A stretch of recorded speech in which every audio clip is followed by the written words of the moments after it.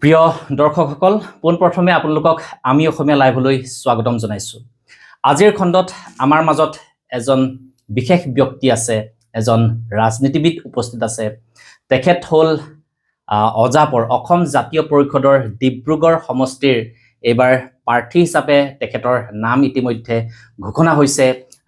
বিৰোধী মিত্ৰ দলৰ তৰফৰ পৰা। তেখেতক মই পোনপ্ৰথমে চিনাকি কৰি দিব খুজিম। তেখেত হ'ল অসম জাতীয় পৰিষদৰ কেন্দ্ৰীয় উপসভাপতি, অইল ইণ্ডিয়া লিমিটেডৰ অৱসৰপ্ৰাপ্ত মহাপ্ৰবন্ধক মৈনাক পাত্ৰ ডাঙৰীয়া আমাৰ মাজত উপস্থিত আছে। দাদা, আপোনাক পোনপ্ৰথমে আজিৰ খণ্ডলৈ স্বাগতম জনাইছোঁ। হয়, আমি যিহেতু আপুনি ৰাজনৈতিক দলত যোগদান কৰিলে বা এইবাৰ ডিব্ৰুগড় সমষ্টিত আপুনি প্ৰতিদ্বন্দ্বিতা কৰিব, ৰাজনৈতিক কথা বতৰাৰ মাজলৈ যাম। তাৰ পূৰ্বে কিন্তু আপোনাৰ শৈশৱ বা শিক্ষা সম্পৰ্কে আপুনি ক'ত কেনেকৈ অধ্যয়ন কৰিলে বা ক'ত কেনেকৈ চাকৰি সংক্ৰান্তত আপুনি যাবলগীয়া হ'ল, কি ধৰণে আপুনি কৰ্মক্ষেত্ৰত নিয়োজিত কৰি ৰাখিলে বা সমাজ সেৱাৰ ক্ষেত্ৰত আপুনি কি ধৰণে নিয়োজিত হৈ আছিলে, সেই সন্দৰ্ভত আমি আমাৰ দৰ্শকসকলক পোনপ্ৰথমে জনাবলৈ চেষ্টা কৰিম। নমস্কাৰ। মোৰ জন্ম ডিব্ৰুগড়তে হয়। মই ডিব্ৰুগড়ত স্কুলিং সমাপ্ত কৰি তাৰপিছত প্ৰি ইউনিভাৰ্চিটি গুৱাহাটীত কৰিছোঁ। গুৱাহাটীত যিটো পিক টাইম আছে, আন্দোলনৰ পিক টাইম যেতিয়া আছিলে, মানে অসম আন্দোলনৰ 1979ত মই প্ৰি ইউনিভাৰ্চিটি পাছ কৰাৰ পিছত যেতিয়া মানে জাষ্ট আৰম্ভ হৈছে, তাৰপিছত 2 বছৰ আমি ঘৰতে বহিব লগা হৈছিলে আন্দোলনৰ কাৰণে। ঘৰত মানে কি, আমি যদিও বাহিৰত আছিলোঁ, আন্দোলন কৰিছিলোঁ বা আন্দোলন যেতিয়া শ্বেপ লৈছিলে, তেতিয়া আমি গোটেইখিনি জঁপিয়াই পৰিছিলোঁ আন্দোলনত। তাৰপিছত 2 বছৰ পিছত যেতিয়া কলেজ খুলিলে, মই ইঞ্জিনিয়াৰিং কলেজত পাছ সোমোৱাৰ পিছত তেতিয়াও আন্দোলন চলি আছিলে আপ টু 85লৈকে, যিটো আছিলে 85ত মই পাছ কৰি ওলাইছোঁ। তাৰ আগলৈকে আন্দোলনত একদম পূৰ্ণ ইয়াত পূৰ্ণভাৱে ভাগ লৈছিলোঁ। এইটো মোৰ তাৰপিছতে মই ইণ্ডিয়ান অইল কৰ্পৰেশ্যন মাৰ্কেটিং ডিভিজনত জইন কৰিলোঁ। জইন কৰি ভাৰতৰ বিভিন্ন ঠাইত, অসমকে ধৰি ভাৰতৰ বিভিন্ন ঠাইত মোৰ পষ্টিং আছিলে। পষ্টিঙৰ পৰা তাৰপিছত মই 2022ত মই এজ এ জেনেৰেল মেনেজাৰ মই ৰিটায়াৰমেণ্ট ল'লোঁ গুৱাহাটীৰ পৰা। তাৰপিছত মই জাতীয় পৰিষদত জইন কৰিছোঁ 2024 ডিচেম্বৰত। তাৰ আগলৈকে মোৰ পলিটিকেল এক্সপিৰিয়েঞ্চ বুলি একো নাই। মানে মই যদিও সমাজৰ লগত জড়িত আছিলোঁ, বিভিন্ন ধৰণৰ কাম কাজত আছিলোঁ, অকল অসমতে বুলি নহয় বা ডিব্ৰুগড় বুলিয়ে নহয়, ডিব্ৰুগড়, গুৱাহাটী, ইভেন হায়দৰাবাদত বা বম্বেত বা য'ত মোৰ পষ্টিং হৈছিলে, দুৰ্গাপুৰত বা নৰ্থত যি পষ্টিং আছিলে, চবতে মই বিভিন্ন ধৰণৰ ছ'চিয়েল লিবাৰৰ লগত মই জড়িত আছিলোঁ। এতিয়া বৰ্তমানে মই আহি জইন কৰাৰ পিছত দলে মোক ভাবিছে যে উপযুক্ত বুলি ভাবি যিটো মোক মানে টিকেটৰ কাৰণে বাছনি কৰিছে, তাৰ কাৰণে মই দলৰ প্ৰতি বহুত ধন্যবাদ জ্ঞাপন কৰিছোঁ। লগতে বিৰোধী দলৰ উমৈহতীয়া পাৰ্টি বুলি কংগ্ৰেছকো মই ধন্যবাদ জনাইছোঁ। হয়, আপোনাক ধন্যবাদ জ্ঞাপন কৰিছোঁ। মই দাদাক ইয়াতে এটা কথা মই সুধিব খুজিম। মই জানিবলৈ সক্ষম হৈছোঁ যিটো আপোনাৰ এক সম্পৰ্ক আপোনাৰ পৰিয়ালৰ সৈতে এক কলাগুৰু বিষ্ণুপ্ৰসাদ ৰাভাৰ সৈতে এক সম্পৰ্ক আছে বুলি মই জানিবলৈ সক্ষম হৈছোঁ। কিদৰে সম্পৰ্ক আছে, সেই সম্পৰ্কত যদি আমাৰ দৰ্শক ৰাইজক আমি জনাবলৈ পাৰোঁ। মোৰ মা তেজপুৰৰ হয়। তো কলাগুৰু বিষ্ণু ৰাভা মোৰ আইতাৰ নিজা ভায়েক আছিলে। সেইটো সম্পৰ্কত মই মানে তেওঁৰ মা কলাগুৰু বিষ্ণু ৰাভাৰ ভাগিন আৰু মই তেওঁৰ নাতি বুলি ক'ব পাৰিম। হয়, নিশ্চিতভাৱে মৈনাক পাত্ৰ ডাঙৰীয়াৰ গাত কলাগুৰু বিষ্ণুপ্ৰসাদ ৰাভাৰো তেজ প্ৰবাহিত হৈ আছে বুলি আমি জানিব পাৰিছোঁ। ধন্যবাদ জ্ঞাপন কৰিছোঁ আপোনাক। এতিয়া বৰ্তমান আহিব খুজিম আমি ডিব্ৰুগড় সমষ্টিলৈ। যিহেতু এইবাৰ আপুনি বিৰোধী মিত্ৰজোঁটৰ হৈ অসম জাতীয় পৰিষদৰ দলৈহে আপুনি নিৰ্বাচনত প্ৰতিদ্বন্দ্বিতা কৰিব ডিব্ৰুগড় জিলাত। কিন্তু ডিব্ৰুগড় জিলাত 4বাৰৰ বিধায়ক, বিশেষকৈ আৰু বৰ্তমানৰ তেওঁ মন্ত্ৰী, অসম চৰকাৰৰ এজন মন্ত্ৰী বুলিয়েই, তেওঁ দক্ষ মন্ত্ৰী বুলিয়েই বহুতে কয়। গতিকে তেওঁক আপুনি কি ধৰণে পৰাভূত কৰিব বা তেওঁক ভোট নিদি ৰাইজে কিয় আপোনাক ভোট দিব? প্ৰশান্ত ফুকনক ভোট নিদি পেলাই কিয় আপোনাক ৰাইজে ভোট দিব লাগে? চাওক, প্ৰশান্ত ফুকন যিখিনি কাম কৰিছে সেইখিনি কাম as a common to everyone মানে এইটো কৈছোঁ, যিখিনি কাম তেওঁ ইয়াতে কৰিছে। কৈছে মই ৰাস্তা বনাইছোঁ, ৰাস্তাটো ইয়াতো বনিছে, বা আপোনাৰ কামৰূপতো বনিছে, গোৱালপাৰাতো হৈছে, যিটো হৈছে ইভেন আপুনি যদি যায় অল অভাৰ ইণ্ডিয়া য'তেই যাওক আৰু যিকোনো ষ্টেটত যাওক, মই ডিফাৰেণ্ট ষ্টেট ঘূৰি আহিছোঁ, ৰাস্তা ইজ এ কমন থিং। আপুনি ক'ব পাৰে আমি ইয়াতে 1250 টকা এটা অৰুণোদয় দি আছোঁ, এইটো বেলেগ কথা। 1250 টকা দি আজি যিটো 1250 টকা এজন মানুহে পাইছে, তেওঁৰ 1250 টকা দি ঘৰটো চলিব পাৰিছেনে? যিমানখিনি ইনফ্লেশ্যন হৈছে, ইনফ্লেশ্যনখিনি কেনেকৈ কপ আপ কৰিব 1250 টকা, সেইটো মানুহে বুজি নাপায় তেনেকৈ। যদি 1250 নিদি কিবা এটা কাম দিলেহেঁতেন বা কিবা এটা আপোনাৰ যাতে মানে এমপ্লয়মেণ্ট হ'লেহেঁতেন, এমপ্লয়মেণ্ট মানে মই এইটো কোৱা নাই গভৰ্ণমেণ্ট চাকৰি বুলি কোৱা নাই, মানে যিকোনো কাম ধৰণৰ কৰিব পাৰে, বা যদি আমাৰ এইটো এগ্ৰিকালচাৰ ছাইডত যদি আমি ভালকৈ কৰিব পাৰিলোহেঁতেন, তেতিয়াহ'লে ডেফিনেটলি এইটো বেলেগ ধৰণৰ এটা হ'লেহেঁতেন। কিন্তু এইখিনি বস্তু একো হোৱা নাই তেতিয়াহ'লে। প্লাছ ডিব্ৰুগড়ৰ যিটো মেইন সমস্যা যিটো হৈছিলে, এইটো হ'লগৈ আপোনাৰ গৰাখহনীয়া। যোৱা বছৰ অলমষ্ট মানে 10 মিটাৰ থাকোঁতে এইটো ৰখি গ'ল। এইটো আমাৰ ভাগ্য ভাল বুলিয়ে ৰখিলে। যদি নৰখিলেহেঁতেন তেতিয়া ডিব্ৰুগড় আজি নাথাকিলেহেঁতেন, বা আপুনি মই ইয়াত চকীত বহি পেলাই কথা নাপাতিলোহেঁতেন। হয়, কিন্তু দেখা গৈছে এতিয়া সদ্যহতে ডিব্ৰুগড় প্ৰটেকশ্যনৰ কাৰণে জিঅ' বেগ প্ৰকল্প দিয়াৰ তেওঁলোকে চৰকাৰখনে পদক্ষেপ লোৱা দেখা গৈছে। এই ক্ষেত্ৰত সেই আঁচনিয়ে ডিব্ৰুগড়খনক সুৰক্ষিত কৰিব পাৰিবনে, আপুনি কি ভাবে? মই নাভাবোঁ যে জিঅ' বেগ অকল পেলাই দিলে এইখিনি ৰখি যাব, কাৰণ জিঅ' বেগ যদি এটাৰ ওপৰত এটা দি দিয়ে, তেতিয়াহ'লে সিহঁতৰ লগত এটা কোহেচিভনেছ নাথাকে। হয়, তাত মানে প্ৰটেকশ্যন দিলে জালি দিব লাগিছিলে, তাতে মানে এটা ডাঙৰ এটা হৈ পেলাই সিহঁতে তাত বহি গ'লহেঁতেন, অৰ ষ্ট'ন দি আগত যেনেকৈ স্পাৰ আছিলে। মেইন হ'লগৈ স্পাৰটো দিলে, ইয়াত জিঅ' বেগ দি অকল খালি ডাইকৰ চাইডে প্ৰটেকশ্যন এইটো আহি আছে। কিন্তু এই জিঅ' বেগ যিটো দিছে, তাতে আপোনাৰ নৈখনৰ যিটো ফ্ল' যিটো থাকে সেইটো ডাইভাৰ্ট নহয়। এইটো ডাইভাৰ্ট যদি নহয়, তেতিয়াহ'লে কেতিয়াও এইখিনি এনেকৈ থাকিব নোৱাৰে, জিঅ' বেগটো আমি ৰখাব নোৱাৰিম এইটো। আৰু তাৰপিছত আছে আপোনাৰ ডাইকবিলাক যিটো আছিলে, এইটো অকল মাইজান বুলি নহয়, তাৰো আগতে নগাগলি বা এইফালৰ পৰা গোটেইখিনি তেনেকৈ ডাইক স্পাৰ আছিলে। স্পাৰটো কি হৈছিলে, এটাত খুন্দা মাৰে, তাৰপিছত নেক্সটটোত মাৰে, তাৰপিছত থাৰ্ডটোত মাৰে, তেনেকৈ গোটেই খুন্দা মাৰি তাৰে পৰা নদীৰ ফ্ল'টো ডাইভাৰ্ট হৈ যায়। ডাইভাৰ্ট হৈ গ'লে কি হয়, তেতিয়াহ'লে ইয়াৰ ওপৰত ইমান প্ৰেছাৰ নপৰে। এইটো নপৰাৰ কাৰণে এইটো বস্তু আকৌ আনিব লাগিব, তেতিয়াহ'লে যদি হয় তেতিয়া হ'ব, নহ'লে গোটেই মানুহখিনি বাৰিষাত মানে এনেকুৱা ভয়ে থাকে যে কেতিয়া মানে ব্ৰহ্মপুত্ৰ নৈ এনেকৈ হৈ যাব। হয়, প্ৰিয় দৰ্শকসকল, মৈনাক পাত্ৰ ডাঙৰীয়াই অভিযোগ কৰা পৰিলক্ষিত হৈছে যে জিঅ' বেগ প্ৰকল্পই ডিব্ৰুগড়ৰ যি গৰাখহনীয়া, যি অকলেণ্ডৰ পৰা বৰ্তমান অকলেণ্ড, মাইজান, মথলা হওক বা ডিব্ৰুগড় সদৰেই হওক বা বগীবিলেই হওক, সেই পৰ্যায়লৈ যি বৰ্তমান জিঅ' বেগ প্ৰকল্প, সেই জিঅ' বেগ প্ৰকল্পই যে ডিব্ৰুগড়খনক সুৰক্ষিত কৰিব নোৱাৰিব, সেই কথা মৈনাক পাত্ৰৰ ডাঙৰীয়াৰ বক্তব্যত প্ৰকাশ পাইছে। মৈনাক দা, ধৰি ল'লো আপুনি এইবাৰ নিৰ্বাচনত জয়ী হ'ল, যদি জয়ী হয়, তেতিয়াহ'লে আপুনি প্ৰথম বছৰত ডিব্ৰুগড়বাসীৰ হৈ কোন তিনিটা কাম বা কোন কেইটা কাম আপুনি প্ৰথম বছৰত আপুনি ৰাইজৰ হৈ কৰাটো বা সমাধান কৰাটো আপুনি চিন্তা কৰিব? প্ৰথম কামটো হ'লগৈ, প্ৰথম মানে 2টা 3টা 4টা এনেকুৱাকৈ কামবিলাক হ'ব। তো প্ৰজেক্ট একেলগে কাম চলিব লাগিব, আৰু মানে চিষ্টেমেটিক ৱেত কাম কৰিব লাগিব। এইটো নহয় হেপাজাৰ্টলি কাম কৰিলে কেতিয়াবা কামটো মানে উল্টা পুল্টা হৈ যায় বা আধাতে ৰখি যায়। প্ৰথম কামটো হ'বগৈ গৰাখহনীয়া কামটো। ছেকেণ্ড কামটো হ'লগৈ আপোনাৰ যিটো বানপানী সমস্যা, কৃত্ৰিম বানপানী যিটো হয়, ডিব্ৰুগড়ত যথেষ্ট কৃত্ৰিম বানপানী। এয়া আমি মৈনাক পাত্ৰ ডাঙৰীয়াই হওক বা যিজন বিধায়কে নাহক লাগিলে, আমি ডিব্ৰুগড়বাসী হৈ ক'ব খুজিম, যিজন বিধায়কে জয়ী হৈ নাহক লাগিলে, ডিব্ৰুগড়ৰ কিন্তু কৃত্ৰিম বানপানীৰ সমস্যা কিন্তু সমাধান হ'ব লাগিব। আমি আশা কৰিম ৰাইজৰ হৈ মৈনাক পাত্ৰ ডাঙৰীয়া যদি নিৰ্বাচনত জয়ী হৈ আহে, পোনপ্ৰথমে কিন্তু ডিব্ৰুগড়ৰ যি কৃত্ৰিম বানপানীৰ সমস্যা, এই সমস্যাৰ কিন্তু সমাধান আপুনি কৰিব লাগিব। থাৰ্ড হ'লগৈ আপোনাৰ পাৰ্কিং। পাৰ্কিং সমস্যাটো এটা মেজৰ প্ৰব্লেম হৈছে। আগতে এনেকুৱা গাড়ী মটৰ বা তেনেকুৱা ভেহিকেল নাছিলে, এতিয়া ইমান ভেহিকেল হৈ গ'ল, পাৰ্কিঙৰ জেগাই নাই এইটোত। আপুনি ঘূৰি কেতিয়াবা যায়, ফেমিলি লৈ আহিলে গোটেই পাৰ্কিং আপুনি নাপালে ধৰক, আকৌ ঘৰত গুচি গ'ল, তেনেকুৱা বহুত আছে, উদাহৰণ আছে।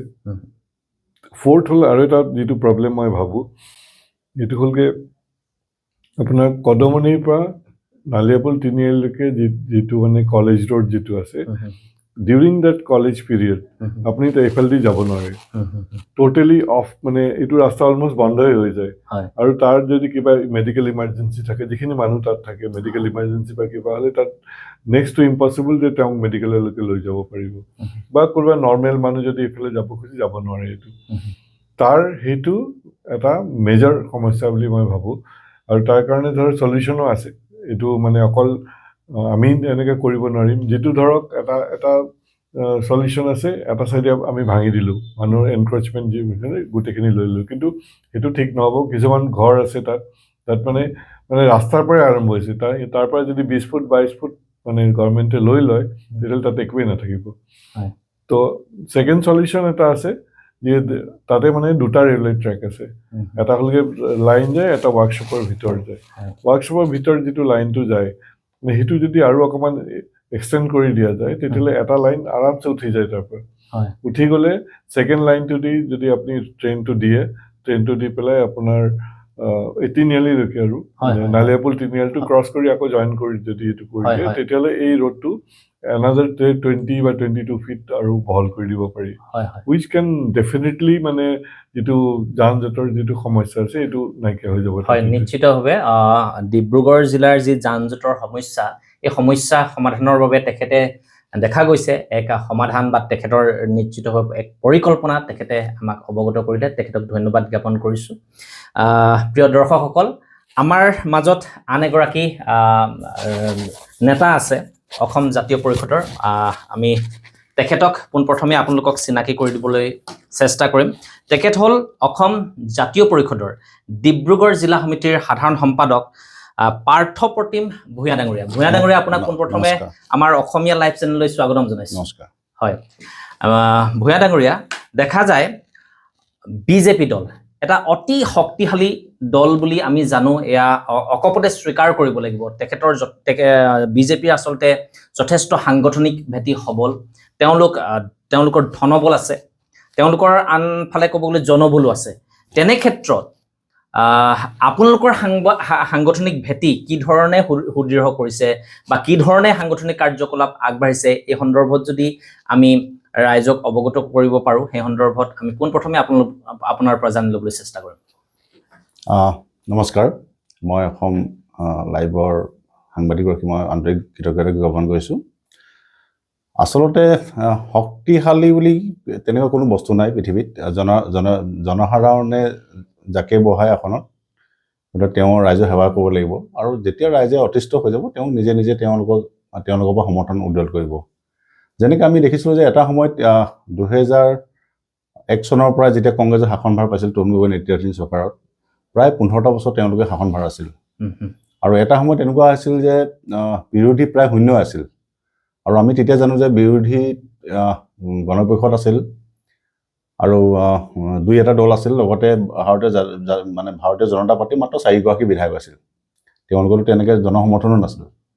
কিন্তু যেতিয়া আপুনি সেই বিজেপি বা সেই কংগ্ৰেছ চৰকাৰ দিনত যেতিয়া যিমান অহংকাৰ হ'ল যে তেওঁলোকে ভাবিবলৈ আৰম্ভ কৰিলে যে আমিয়ে সৰ্বে সভা, 15টা বছৰ আমাক ৰাইজে সমৰ্থন দিছে, মানে আমি ৰাইজক নোকোৱাকৈ বহুত সিদ্ধান্ত ল'ব পাৰোঁ। ঠিক সেই সিদ্ধান্তবিলাক এতিয়া বিজেপিয়ে কৰি আছে। তেওঁলোকে যেতিয়া সাংগঠনিক ভেটি নাছিল, ৰাইজে কংগ্ৰেছৰ চৰকাৰৰ পৰা অতিষ্ঠ হৈ তেওঁলোকক সাংগঠনিক ভেটি নথকা স্বত্তেও তেওঁলোকক 4জন বা 7জন হ'ল, 7জনৰ পৰা তেওঁলোকে পুনৰদম চৰকাৰ গঠন কৰিলে। তাত সাংগঠনিক ভেটি বুলি কথা নাই। এইটো ঠিক যে তেওঁলোকে RSS কিছু মানে কৰি আছে কাম, কিন্তু মই নাভাবোঁ যে অসমত RSS বিশেষ কিবা প্ৰভাৱ পেলাব। অসমৰ জনগাঁথনি এনেকুৱা যে অসমৰ একতাটো সেই তেতিয়াই 7ম পৰীক্ষাৰ দিনৰ পৰা আমাৰ চলি আছে। হিন্দু, মুছলিম, বেলেগ ভাষা জনগোষ্ঠী সকলো আমি একতা দৌৰলৈ আছোঁ। গতিকে RSS খুব বিশেষ প্ৰভাৱ পৰিব বুলি মই ভবা নাই। যিহেতু কংগ্ৰেছৰ পৰা অতিষ্ঠ হৈছিল, সেইবাবে তেওঁলোকে জনসাধাৰণে বিচাৰিছিল, ইভেন আমিও বিচাৰিছিলোঁ যে অল্টাৰনেট চৰকাৰ কি আহিব পাৰে, যে যি জনসাধাৰণৰ কথা শুনিব, জনসাধাৰণৰ সৈতে মাত মাতিব। সেই সময়তে মানুহৰ হাতত এটা অপশ্যন আছিল, গণপৰিষদ। যিহেতু আমি আগতে দেখিয়ে গৈছোঁ যে অসম আন্দোলনৰ ফলশ্ৰুতিত গণপৰিষদে 2টা টাৰ্ম চৰকাৰ গঠন কৰিলে, কিন্তু তেওঁলোকে সদায় ভোগবিলাসত তেওঁলোকে সময়টো পাৰ কৰি দিলে। তেওঁলোকে অসমৰ যিটো মূল ইছ্যু লৈ আহিছিলে, মূল ইছ্যুটোৰ পৰা তেওঁলোকে ডাইভাৰ্ট হৈ তেওঁলোকে ভোগবিলাসত থকাৰ বাবে অসম জনসাধাৰণে ভাবিলে যে আমি এতিয়া কি কৰিম। তেতিয়া আহিলে ভাৰতীয় জনতা পাৰ্টি। ভাৰতীয় জনতা পাৰ্টি উত্থানত এটাই কাৰণ আছিলে যে তাত আপুনি আমাৰ সবাদাৰ দৰে এজন জাতীয় নায়ক যাক আমি আখ্যা দিছিলোঁ IMDT আইখন যেতিয়া তেওঁলোকে বাতিল কৰিছিল তেওঁৰ নেতৃত্বাধীন যেতিয়া ভাৰতীয় জনতা পাৰ্টিলৈ আহিলে মানুহে ভাবিব আৰম্ভ কৰিলে যে এইজনে আমাৰ নেতা সেই নেতাৰ কাৰণেহে আজি ভাৰতীয় জনতা পাৰ্টি আজি আছে যিজন নেতাই ভাৰতীয় জনতা পাৰ্টিক ষ্টাব্লিছ কৰিলে যিজন জনজাতীয় নেতাই মানুহৰ লগত কানেকশ্যন আছিলে সেই ভাৰতীয় জনতা পাৰ্টিয়ে আজি কিন্তু তেওঁক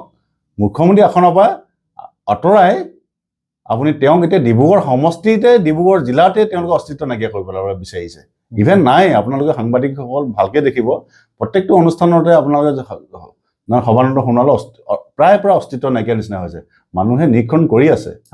অহংকাৰো এনেকুৱা হ'ব নালাগে যে আপুনি যিজন মানুহে আপোনাক মানে যিজনৰ নেতৃত্বাধীন আপোনালোকে আহি কিনে ইয়াত ষ্টাব্লিছ হ'ল তেওঁকে যদি আপুনি লাহে লাহে আঁতৰাবলৈ আৰম্ভ কৰিছে মানুহে বুজিলে যে এইখন চৰকাৰ তেতিয়াহ'লে আমাৰ জনজাতি বা অসমৰ যিটো মানে জনসাধাৰণৰ চৰকাৰ নহয় এওঁলোকে কিছুমান আইডিঅলজি লৈ আহিছে মোৰ কথাটো হ'ল আপোনালোকৰ এতিয়া বৰ্তমান 7টা পঞ্চায়ত আছে ডিব্ৰুগড় সমষ্টিত বা লগতে আমাৰ পৌৰ নিগম 22টা ৱাৰ্ড আছে সেই প্ৰতিটো ৱাৰ্ডতে বা প্ৰত্যেকখন পঞ্চায়ততে আপোনালোকৰ সংগঠন আছে আমাৰ মোটামুটি আপোনাৰ 60-70% এতিয়ালৈকে আমাৰ সংগঠন হৈ গ'ল কাৰণ যোৱাবাৰ আমি যেতিয়া লোকসভা 2024 চনত যেতিয়া লোকসভাৰ আমাৰ মাননীয় সভাপতি শ্ৰীযুত লুৰিণজ্যোতি গগৈ ডাঙৰীয়াই যেতিয়া নিৰ্বাচন খেলিছিল তেতিয়াই ভাৰতীয় জনতা পাৰ্টি আটাইতকৈ শক্তিশালী প্ৰাৰ্থী তেওঁলোকে প্ৰক্ষেপ কৰিছিল সেইটো সকলোৱে জানে আৰু সেই শক্তিশালী প্ৰাৰ্থীয়ে এটা সময়ত আপুনি দেখিব তেওঁৰ এনেকুৱা অৱস্থা হৈছিল যে তেওঁ নিৰ্বাচনৰ পৰাজয় পৰ্যন্ত হ'বলৈ তেওঁ অৱস্থা মানে পৰ্যায়লৈ আহি গৈছিল কিন্তু তেতিয়াও আমি সাংগঠনিক এইটো নহয় যে আমি সাংগঠনিক ভেটি বহুত কিবা কিবি কৈছোঁ তেতিয়া এটা মুভমেণ্ট হৈছিল ৰাইজে ভাবিবলৈ আৰম্ভ কৰিলে যে আমাৰ লুৰিণজ্যোতি গগৈ নেতৃত্বাধীন অসম জাতীয় পৰিষদে একমাত্ৰ দল যি নিজৰ স্থিতি অটল আছে গতিকে সেই অটল থকা এটা দলত তেওঁলোকে আস্থা প্ৰকাশ কৰিছিল সেইকাৰণে দলে বলে সকলো জনগোষ্ঠী জাতি ভাষা ধৰ্ম আহি গৈছিল কিন্তু আমি কিছু মানে নেক টু নেক ফাইট হৈছিল আমি সেইটো কাৰণে ভাবিছোঁ যে আমি আমাৰ জনসমৰ্থন আছে আৰু সাংগঠনিক ভেটি বুলি ক'বলৈ গ'লে আমাৰ তেতিয়াৰ পৰাই আমাৰ সাংগঠনিক ভেটি ডিব্ৰুগড় লোকসভা সমষ্টি 9টা সমষ্টি প্ৰায় আমাৰ বহুত মজবুত হৈ আছে আমাৰ সংগঠন এইটো নহয় যে আপুনি বিজেপি নিচিনা বহুত আপুনি আৰম্ভপূৰ্ণ অনুষ্ঠানত আমি নাথাকে আমাৰ সংগঠনৰ প্ৰত্যেক অসমীয়া ৰাইজৰ মাজে মাজে আছে আৰু আমাৰ সাংগঠনিক ভেটি প্ৰায় আমাৰ বুথ বা আপুনি পঞ্চায়ত কমিটি হওক আমাৰ অলমষ্ট আছে আমাৰ ধন্যবাদ জ্ঞাপন কৰিছোঁ দেখা যায় ডিব্ৰুগড় সমষ্টিটোত এক বৈচিত্ৰময় জনগাঁথনি বুলি ক'ব লাগিব বিভিন্ন ধৰণৰ জাতি জনগোষ্ঠীৰ লোক ইয়াতে বসবাস কৰে কিন্তু এই ডিব্ৰুগড় সমষ্টিটোতে চাহ জনগোষ্ঠীয় লোক কিন্তু যথেষ্ট সংখ্যক আছে গতিকে কিন্তু বৰ্তমান সময়ত চৰকাৰখনে চাহ জনগোষ্ঠীৰ কাৰণে যথেষ্ট কাম কৰা বুলি তেওঁলোকে দাবী কৰে তো গতিকে এই ক্ষেত্ৰত চাহ জনগোষ্ঠীয় ৰাইজে অসম জাতীয় পৰিষদক কিয় ভোট দিব বুলি আপুনি ক'ব খুজিব নহয় আপুনি এটা প্ৰক্ৰিয়া চাব যে মানে তেওঁলোকে আজি যেতিয়া তেওঁলোকে চৰকাৰ গঠন কৰিছিল 2016 চনত সকলো অকল চাহ জনগোষ্ঠী বুলি নহয় যে অসমৰ প্ৰত্যেক জনগোষ্ঠীয় তেওঁলোকৰ সমৰ্থন আছিলে সেইকাৰণে তেওঁলোকে আজি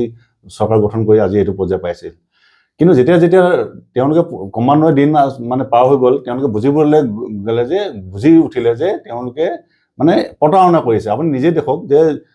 নৰেন্দ্ৰ মোদীয়ে আহি কিনি প্ৰথম কি কৈছিল যে আপোনালোকে মোক চৰকাৰ গঠন কৰিব দিয়ক মই 100 দিনৰ ভিতৰত 6 জনগোষ্ঠী জনজাতিকৰণ কৰিম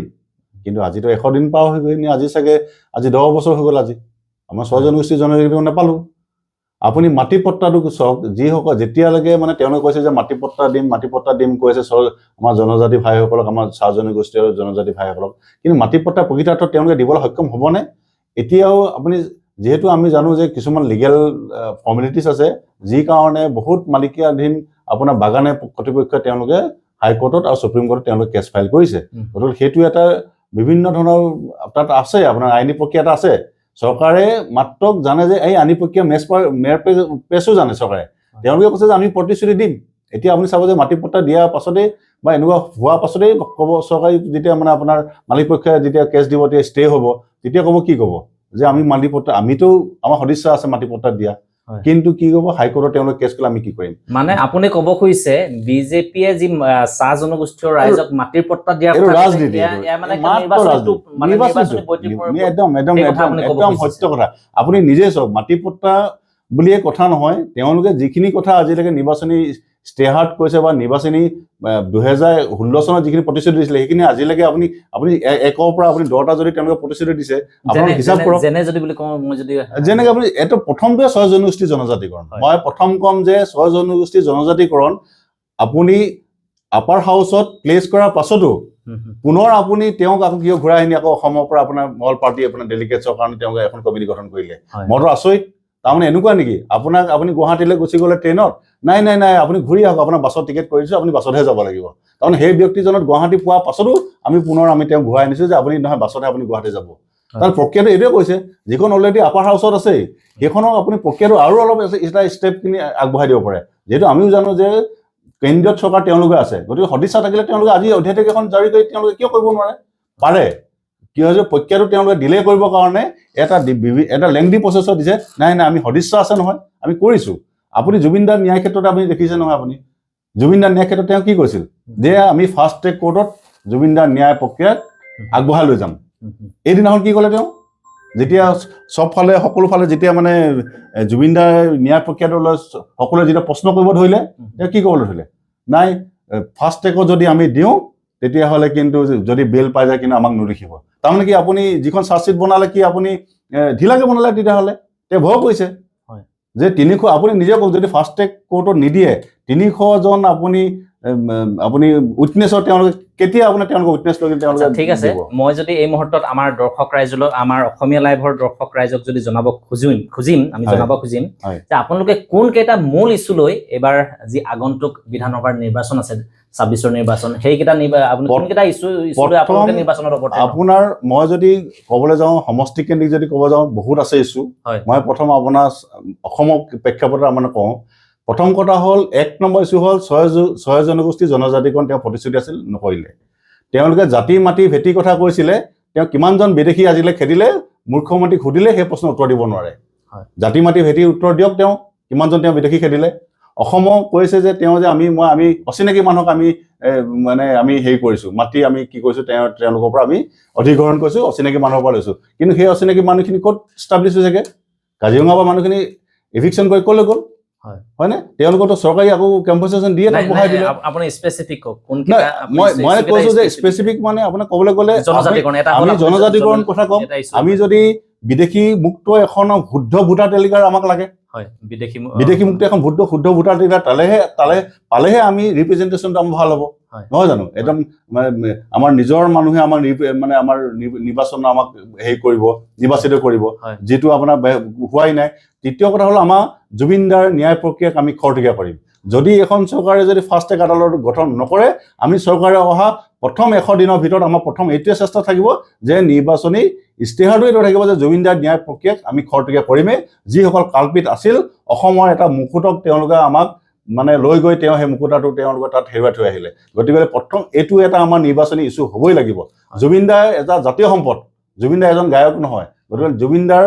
যি ন্যায় প্ৰক্ৰিয়া এইটো আমাৰ এটা নিৰ্বাচনী ইছ্যু হ'বই 4 নম্বৰ আপোনাক কওঁ যিসকল খিলঞ্জীয়া লোক আপুনি দেখিব যে ব্ৰহ্মপুত্ৰ বহুত পাৰত আমি সেইদিনাখন নিৰ্বাচনী প্ৰচাৰ কাৰণে গৈছোঁ দুখ লাগিছে আমাৰ খিলঞ্জীয়া মানুহসকলে তেওঁলোকে আজি ব্ৰহ্মপুত্ৰ চাপৰি থাকিবলগীয়া হৈছে তেওঁলোকৰ ভূমি নাই মই সুধিলোঁ তেওঁলোকক যে আপোনালোকে ইয়াত কিমান বছৰ হ'ল বোলে আমাৰ বহুত বছৰ আমি নদী এইখিনি এইফালে আছিলোঁ তেওঁলোকৰ এতিয়া আমি কাৰ প্ৰক্ৰিয়া দি আমি বিদেশী আনিলোঁ কিন্তু আমাৰ নিজৰ যিসকল জনগোষ্ঠীয় ভাইসকল আমাক ক'ত যাব তেওঁলোকে আজি মাটি নাই তাত পঞ্চমটো হ'ল যি আদানী আৰু আম্বানী যিসকল মাটি হস্তান্তৰ কৰিছে সেইখিনি আইনী প্ৰক্ৰিয়া আমি পুনৰ অসমলৈ ঘূৰাই আনিবলৈ চেষ্টা কৰিম আৰু আমাৰ জনজাতি ভাইসকলক জনগোষ্ঠীসকলক এইবিলাক এলটমেণ্ট কৰি তেওঁলোক খেতি বাতিত আমি নিয়োগ কৰিম ধন্যবাদ জ্ঞাপন কৰিছোঁ আপোনাক এতিয়া মই পুনৰ পাত্ৰ ডাঙৰীয়াৰ ওচৰলৈ আহিব খুজিম আপোনাৰ ভাতৃ বিশেষকৈ আমাৰ যি ডিব্ৰুগড় পৌৰ নিগমৰ মেয়ৰ সন্মানীয় চৈকত পাত্ৰ ডাঙৰীয়া আপোনাৰ ভাতৃ বুলি আমি জানো ৰাইজে জানে তেওঁ কিন্তু বিজেপি দলৰ এজন সক্ৰিয় কৰ্মী বা কাৰ্যকৰ্তা বুলিয়ে ক'লোঁ এই ক্ষেত্ৰত আপোনাৰ এই ক্ষেত্ৰত আগবাঢ়ি যোৱাৰ ক্ষেত্ৰত বা আপোনাৰ পৰিয়ালৰ সমৰ্থন আপুনি পাবনে বাৰু পৰিয়ালৰ সময়তে তেওঁ এটা বেলেগ এটা পাৰ্টিত কাম কৰি আছে বা তেওঁ জইন কৰিছে তেওঁলোকৰ যিখিনি আউটলুক যেনেকৈ আছে আমাৰ আউটলুকটো বেলেগ হ'ব ডেফিনেটলি এইটো ট'টেলি ডিফাৰেণ্ট এটা বস্তু আৰু চবে নিজৰ ইচ্ছামতে নিজৰ নিজৰ পাৰ্টি চুজ কৰিব পাৰে নিজৰ নিজৰ কাম কাজৰ এইটো কৰিব পাৰে হয়তো আপুনি ইয়াৰ পৰা বজাৰলৈকে যাব পাৰে আপুনি ইয়াৰ পৰা ছকিডিং হৈ যাব পাৰে আমোলাপট্টি হৈ যাব পাৰে কিন্তু আপোনাৰ ডেষ্টিনেশ্যনটো একে হ'ব এই ডেষ্টিনেশ্যনটো হ'লগৈ জনতাক ছাৰ্ভিচ দিয়াটো জনতাৰ কাৰণে কাম কৰা তেওঁৰ যিটো ৰাস্তাত গৈছে সেইটো এটা বেলেগ ধৰণে হ'ব মোৰ এটা বেলেগ ধৰণে হ'ব কিন্তু same goal is same for both of us ধন্যবাদ জ্ঞাপন কৰিছোঁ বহুতেই ক'ব খোজে বিশেষকৈ চৰ্চিত হৈছে বিষয়টো মই সেই বিষয়টো আপোনাৰ আগত মই উত্থাপন কৰিব খুজিম বিশেষকৈ ডিব্ৰুগড় সমষ্টিটোত যথেষ্ট সংখ্যক বেংগলী ভোটাৰ আছে বেংগলী জাতিক প্ৰতিনিধিত্ব কৰা ভোটাৰ যথেষ্ট সংখ্যক ভোটাৰ আছে সেইকাৰণেই আপোনাক অসম জাতীয় পৰিষদে আপুনিও এজন বেংগলী জনগোষ্ঠীক বা বেংগলী জাতিক প্ৰতিনিধিত্ব কৰে কাৰণেই অসম জাতীয় পৰিষদে আপোনাক প্ৰক্ষেপ কৰিছে বুলি বহুতেই ক'ব খোজে এই ক্ষেত্ৰত আপোনাৰ মতামত আমি জানিবলৈ চেষ্টা কৰিম আৰু দৰ্শক ৰাইজক জনাবলৈ চেষ্টা কৰিম মই এইটো নাভাবোঁ যে মই বেংগলী বা কোনোবা অসমীয়া কোনোবা আহোম এইটো কাৰণে তেনেকৈ চুজ কৰে এইটো নিজৰ আউটলুকৰ ওপৰতে হয় আপুনি কেনেকৈ ছাৰ্ভ কৰিব তাৰ ওপৰত ডিপেণ্ড কৰিয়ে হয় এইটো হয়তো তেওঁলোকে দেখিছে মোৰ কাম কৰাৰ আগৰ যিখিনি কাম বা মোৰ যিটো মানে জাতীয়তাবাদী যিটো সত্তা আছে সেইটো বস্তু তেওঁলোকে চাইছে মোৰ আগৰ পাষ্টটো ডেফিনেটলি চেক কৰিছে চেক কৰি যেতিয়া গম পালে মোৰ আন্দোলনত কেনেকৈ মই সক্ৰিয়ভাৱে কাম কৰিছোঁ এইখিনি বস্তু আছে এইখিনি কাৰণে সেইটো লৈছে আৰু বেংগলী ইয়াত যদি আপুনি অসমীয়া বুলি কয় তেতিয়াহ'লেতো চবেই আহি যায় এইটো আপুনি যদি ছেপাৰেট কৰিব খোজে তেতিয়াহ'লেতো এইটো আপোনাৰ ওপৰত কথা ডিপেণ্ড কৰে কেনেকুৱা মই কোৱা নাই এইটো চৰ্চা লাভ কৰিছে গতিকে বিষয়টো আপোনাৰ আগতে দাঙি ধৰিবলৈ চেষ্টা কৰিলোঁ যি কি নহওক আমাৰ যথেষ্ট সময় হ'ল আমি সামৰিব লাগিব আজিৰ অনুষ্ঠান একেবাৰে সদৌ শেষত আপোনাক যদি মই 1 মিনিট সময় আমাৰ দৰ্শক ৰাইজৰ কাৰণে যদি দুআষাৰ যি আপোনাক যদি মই কওঁ যে আপুনি কি কাৰণে ভোট দিব বা কি কাৰণে ভোট দিব লাগে সেই আহ্বান জনাই যদি আমাৰ ভোটাৰ ৰাইজক যদি আপুনি দুআষাৰ কয় আমাৰ মাননীয় বিধায়ক মহোদয় প্ৰশান্ত ফুকন ডাঙৰীয়া লাষ্ট 20 yearsত বহুত কাম কৰিলে বুলি ক'ম মই তেওঁ ভাল কামেই কৰিছে কিন্তু প্ৰত্যেক মানুহৰ এটা লিমিটেশ্যন থাকে আৰু লিমিটেশ্যনৰ ওপৰতো কি থাকে আত্মতুষ্টি বুলি এটা থাকে মই এইখিনি কাম কৰিছোঁ ইমানখিনিয়ে কৰিম বাছ তাতে মোৰ কাম খতম হৈ গ'ল কিন্তু তাৰ পিছতো কিছুমান কাম থাকে যিবিলাক কাম তেওঁ মানে দেখা নাপায় তো মই ভাবোঁ যে আমাৰ অসম জাতীয় পৰিষদক এইবাৰ ইলেকশ্যনত আমাক ভোট দি যদি জয়যুক্ত কৰে ডেফিনেটলি আমি ডিব্ৰুগড়বাসী ৰাইজক ইয়াত যেনেকুৱা আছে আজিৰ যিটো ষ্টেটাছ আছে তাতকৈ বহুত আগলৈ লৈ যাব পাৰিম কাৰণ আমাৰ দলত যিখিনি থিংক টেংক বুলি কয় থিংক টেংক যিখিনি আছে থিংক টেংকৰ আমাৰ যিখিনি পৰিকল্পনা আছে পৰিকল্পনাখিনি বহুত ইয়াতকৈ বহুত বেটাৰ আজি এতিয়া যিখিনি চলি আছে বহুত বেটাৰ প্লাছ যিখিনি কাম হৈ আছে আজিলৈকে যিখিনি কাম হৈ আছে সেইখিনি কাম মানে এজন বা দুজন বা সীমিত মানুহৰ মাজতে লিমিটেড হৈ আছে এই কামখিনি তেতিয়া আমাৰ দলে ডেফিনেটলি তেনেকুৱা নকৰে চবেই যাতে কাম কৰিব পাৰে চবেই যাতে একেধৰণৰ মানে ইনচেণ্টিভ বা তেনেকুৱা টাইপৰ কামৰ যিটো মূল্য যিটো হয় এইটো পায় তেতিয়াহ'লে ডেফিনেটলি ইহঁতে চবেই উপকৃত হ'ব আৰু এইখিনি কাম আমি কৰিমেই এইটো আৰু বাকী স্কুল কলেজ এডুকেশ্যন যিখিনি আছে এইখিনি বস্তু আমি বহুত ধৰণৰ আৰু কৰিম বুলি ভাবিছোঁ মানে এটা পইণ্টলৈকে যেনেকৈ আছে পইণ্টত যোৱাৰ পিছত মানুহে মানে ডিৰেকশ্যনলেছ হৈ যায় স্পেচিয়েলি ল'ৰা ছোৱালী সিহঁতৰ নাজানে বাহিৰৰ দুনিয়া কেনেকুৱা হয় বাহিৰৰ কেনেকৈ লাইফটো কেনেকৈ কৰে তাৰ কাৰণে আমি চেনেলাইজ কৰিবৰ কাৰণে আমি ডেফিনেটলি বহুত কাম কৰিম যাতে সিহঁতে চেনেলাইজ হৈ পেলাই জীৱনত মানে এটা ভাল এটা ফুটিং এটা পায় আৰু ভৱিষ্যতে কৰিব পাৰে প্লাছ এইখিনি আছে বেলেগ ধৰণে ধৰক নিবনুৱা সমস্যা যিখিনি আছে তাৰ কাৰণে আমি চেষ্টা কৰিম এইখিনি বস্তু প্লেনিং অলৰেডি কৰিছে আমাৰ সভাপতি ডাঙৰীয়া আমাৰ যিখিনি মানুহ আছে ওপৰ সিহঁতে চবেই চিন্তা কৰি এইটো এটা আউটলাইন এটা লৈছে সেইখিনি বস্তু আমি তাৰ ওপৰতে কাম কৰিম আমি ধন্যবাদ জ্ঞাপন কৰিছোঁ পাত্ৰ ডাঙৰীয়াই ইমানখিনি সময় তেখেতৰ নিৰ্বাচনী ব্যস্ততাৰ মাজতে আমাক দিয়াৰ বাবে তেখেতক ধন্যবাদ জ্ঞাপন কৰিছোঁ লগতে শুভেচ্ছাও জনাইছোঁ আৰু আমি ৰাইজকো আহ্বান জনাইছোঁ আপোনালোকৰ ভোট কাক দিয়ে আপোনালোকৰ অধিকাৰ আমি নকওঁ যে এওঁকে ভোট দিয়ক বা তেওঁকে ভোট দিয়ক আমি এটাই কথা ক'ব খুজিম, আহক সকলোৱে আপোনালোকৰ ভোটাধিকাৰ, আপোনালোকৰ নিজা অধিকাৰ 5 বছৰৰ মূৰত এবাৰেই আহে, গতিকে সেই ভোটাধিকাৰ সাব্যস্ত কৰক আৰু আপোনালোকে ডিব্ৰুগড় সমষ্টিৰ উন্নয়নৰ কাৰণে ভোটদান প্ৰদান কৰক। প্ৰিয় দৰ্শকসকল, আজিৰ অনুষ্ঠান ইমানতে সামৰণি মাৰিছোঁ। ধন্যবাদ।